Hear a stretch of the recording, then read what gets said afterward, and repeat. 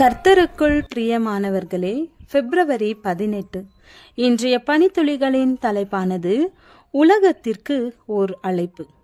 வசனம் வெளிப்படுத்துதல் 14வது அதிகாரம் 7வது வசனம். வானத்தையும் பூமியையும் சமுத்திரத்தையும் நீரூற்றுகளையும் உண்டாக்கினவரையே தொழுது கொள்ளுங்கள்.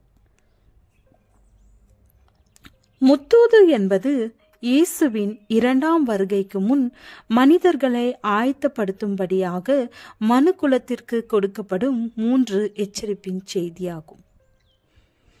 துன்மார்க்கம் உச்சத்தில் இருக்கும் இக்காலம் டார்வின் என்னும் தத்துவ ஞானியின் பரிணாம கொள்கை உலகில் துரிதமாக பரவி கொண்டிருக்கும் இக்காலம் நியாய விசாரணை உலகிற்கு ஆரம்பித்திருக்கும் காலம் இக்காலம்.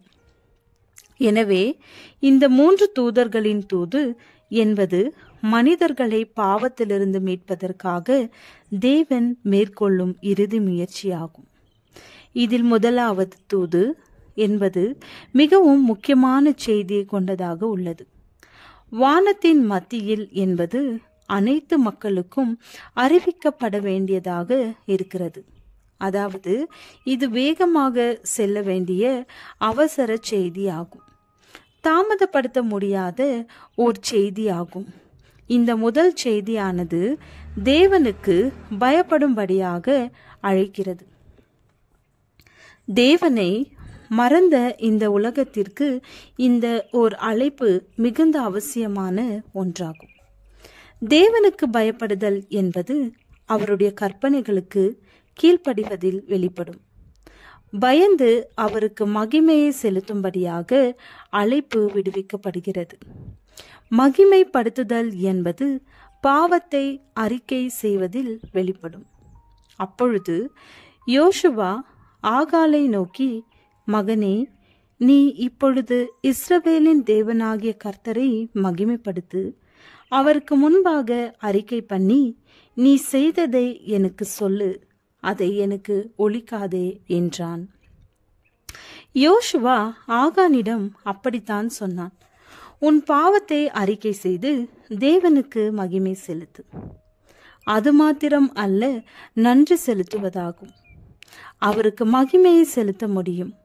10 பேரில் ஒரு குஷ்டரோகி நன்றி சொல்லி தேவனை மகிமைப்படுத்தினான். இதில் நியாய தீர்ப்பு பற்றி எச்சரிக்கப்படுகிறது. தேவனுடைய 10 பிரமாணமே தீர்ப்புக்கு அஸ்திபாரமாக விளங்குகிறது.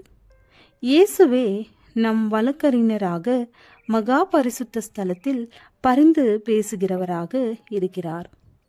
இயேசுவை ஏற்றுக்கொண்டு கட்டளைக்கு கீழ்ப்படிந்து நடக்க எச்சரிக்கப்படுகிறது. சிருஷ்டிகரை தொழுது கொள்ள முடிகிறது. 7ஆம் நாள் என்பது அவருடைய முத்திரையாகும். எல்லோருக்கும் அறிவிக்கும்படியான எல்லா காலத்துக்கும் உரிய ஒரே செய்தி. விசுவாசத்தினால் நீதிமான் பிழைப்பான், இயேசு மூலம் மட்டுமே ரட்சிப்பு.